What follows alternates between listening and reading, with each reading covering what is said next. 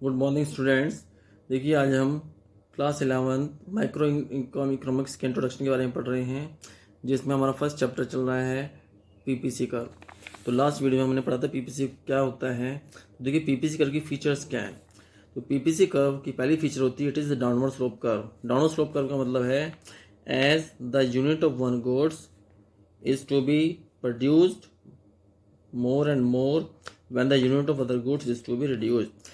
यानी दोनों गुड्स का प्रोडक्शन एक साथ इंक्रीज नहीं होता है। एक गुड्स के प्रोडक्शन को इंक्रीज करने के लिए दूसरे गुड्स के प्रोडक्शन को डिक्रीज करना पड़ता है। सपोज कीजिए अगर आप इस पॉइंट पर हैं तो आप यहाँ पे वाई गुड्स का इतना प्रोडक्शन हो रहा है और एक्स गुड्स का इतना प्रोडक्शन हो रहा है। सपोज कीजिए ये 10 यूनिट है और ये आपका 5 यूनिट है। अगर आप इस पॉइंट पर आना चाहते हैं तो यहाँ पे एक्स का प्रोडक्शन क्या हो जाएगा, पहले से लगभग इंक्रीज हो जाएगा। वाई का प्रोडक्शन क्या होगा, पहले से डिक्रीज हो जाएगा। तो यहाँ पे ए पॉइंट से अगर आपको बी पॉइंट पे जाना है तो एक्स का प्रोडक्शन पहले से क्या हो गया, इंक्रीज हो रहा है। वाई का प्रोडक्शन पहले से क्या हो रहा है, ये डिक्रीज हो रहा है। यानी यहाँ पे यूनिट जो है 5 से डिक्रीज होकर 4 हो चुकी हैं, क्योंकि 10 से डिक्रीज होकर 12 हो चुकी हैं। इसके अलावा आप बी पॉइंट सी पॉइंट पे देख सकते हैं, अगर आपको 2 यूनिट और बढ़ानी है तो आपको यूनिट और कम करनी पड़ेगी। तो इस तरह से हम ये कह सकते हैं कि एक गुड्स के प्रोडक्शन को डिक्रीज करके ही दूसरे गुड्स के प्रोडक्शन को आप इंक्रीज कर सकते हैं। दूसरा होता है आपका concave to origin. Concave to origin का मतलब होता है it is due to increasing MRT. जब एमआरटी यानी मार्जिनल रेट ऑफ सब्सटीट्यूशन जो इंक्रीज करता है, यानी आप पहले गुड्स के लिए पहले से ज़्यादा गुड्स सेक्रीफाइस करते हैं, उसे बोलते हैं concave shape. As more and more unit of one goods is to be sacrificed for the other. जैसा हमने पढ़ा था पीछे टेबल के अंदर, आपने एक्स गुड्स का वाई गुड्स का प्रोडक्शन किया था।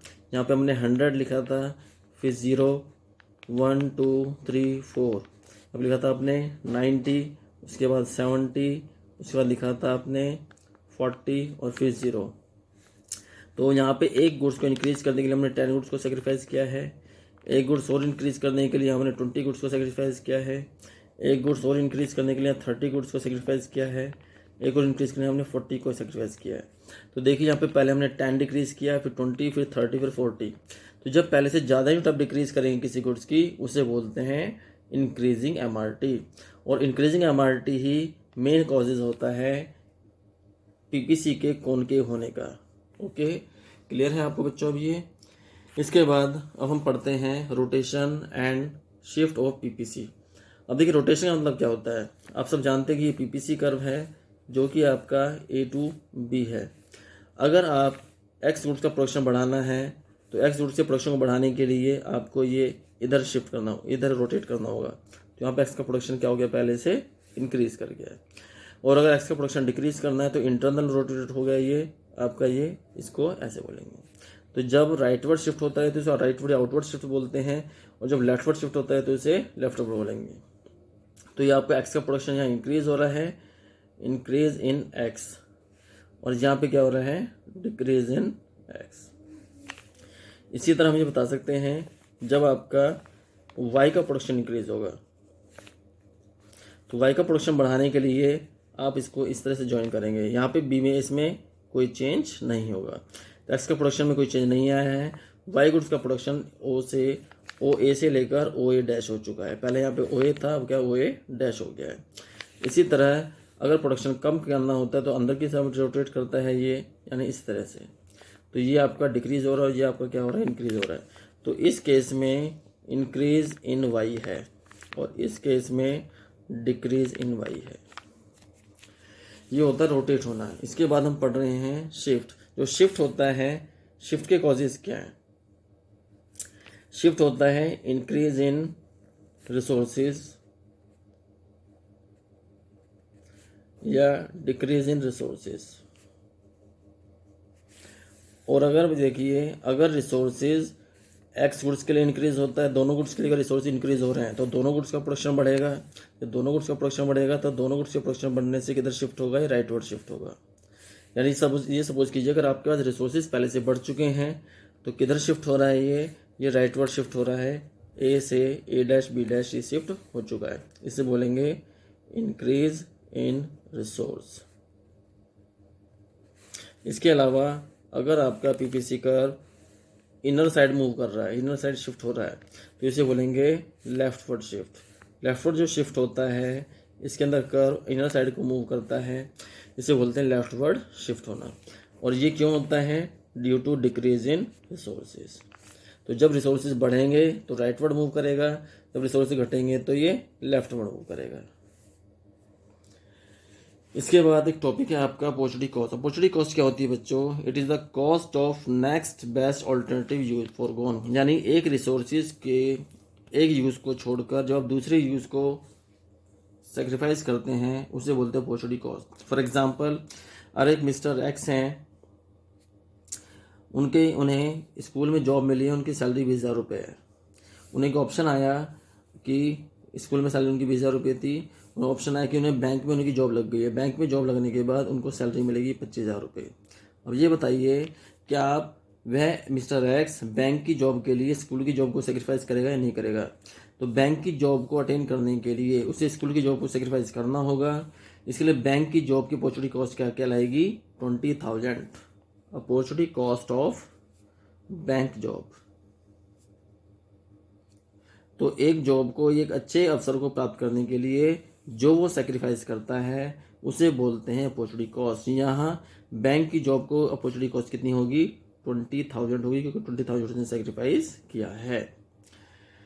इसको हम एक और एग्जांपल समझा सकते हैं। सपोज करिए आपके पास एक खेत है जिसमें आप गेहूँ, चावल और दाल उगा सकते हैं। गेहूँ उगाएंगे तो 20,000 रुपये की इनकम होगी, चावल उगाएंगे तो 30,000 रुपये की इनकम होगी, और अगर दाल उगाएंगे तो 25,000 रुपये की इनकम होगी।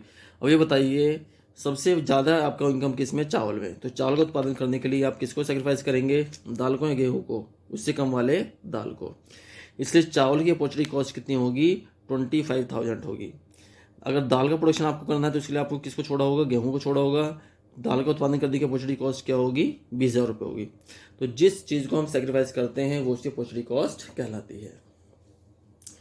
अब हम देखते हैं पॉजिटिव और नॉर्मेटिव इकोनॉमिक्स। पॉजिटिव इकोनॉमिक्स और नॉर्मेटिव इकोनॉमिक्स में क्या फ़र्क होता है? देखिए, पॉजिटिव इकोनॉमिक्स वो इकोनॉमिक्स होती है जो what is, what was, what will say related होती है। ये प्रॉब्लम को एक्चुअली कैसे सॉल्व हो रही है उससे रिलेटेड इसमें डिस्कशन किया जाता है। जबकि जो नॉर्मेटिव इकोनॉमिक्स से डील करती है what is out to be, क्या होना चाहिए से है। इसमें प्रॉब्लम कैसे सॉल्व हो रही है इससे रिलेशन नहीं होता, कैसे होनी चाहिए से रिलेशन होता है। यानी एक तरह से ये आपका फाइनल मतलब लोगों के कंक्लूजन से रिलेटेड है। ये उनके विचारों से रिलेटेड होता है जिसको हम उनके कंक्लूजन भी कह सकते हैं। पॉजिटिव इकोनॉमिक्स का रिलेशन प्रेजेंट पास्ट और फ्यूचर से होता है, जबकि नॉर्मेटिव इकोनॉमिक्स का रिलेशन प्रेजेंट पास्ट फ्यूचर से नहीं होता है।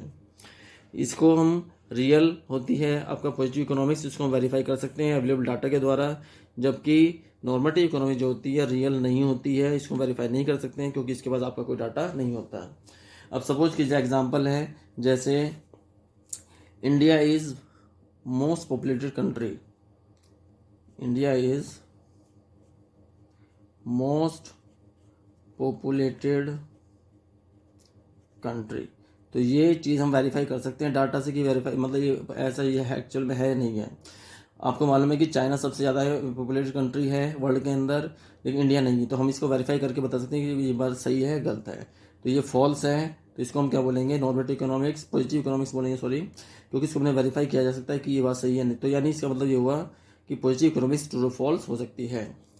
लेकिन अगर हम ये कहें इसका एग्जाम्पल कि there should be decrease in price, there should be decrease, और प्राइस डिक्रीज होने चाहिए। क्या एक्चुअल में प्राइस डिक्रीज हुए या नहीं हुए हैं इसको आप बाद में वेरीफाई कर सकते हैं, लेकिन यहाँ पे होने चाहिए से रिलेटेड है। होना मतलब ये पॉसिबिलिटी के बारे में बताता है, एक्चुअल सिचुएशन के बारे में नहीं बताता। पॉसिबिलिटी कुछ भी हो सकती है, उसको आप एक्चुअल डाटा से वेरीफाई नहीं कर सकते क्योंकि उसका कोई एक्चुअल डाटा नहीं होता। लेकिन जो रियल चीज़ें होती है उसको एक्चुअल डाटा से वेरीफाई कर सकते हैं। तो इसके साथ आपका जो फर्स्ट चैप्टर इंट्रोडक्शन का माइक्रो इकोनॉमिक्स का वो कंप्लीट होता है, और उसके अंदर जो भी हम डिफरेंट टॉपिक किए हैं हमने उससे रिलेटेड आपकी सारी वीडियो आप एक बार देख लीजिए ताकि आपको चैप्टर पूरा क्लियर हो जाए। तो अगर आपको ये वीडियो अच्छी लगी हो तो लाइक और शेयर करना ना भूलिए। अगर आपने चैनल को सब्सक्राइब नहीं किया तो चैनल को सब्सक्राइब कीजिए और बेल आइकन को प्रेस कीजिए ताकि आपको आने वाली नई वीडियोज़ का नोटिफिकेशन मिलता रहे। Thank you. राधे राधे।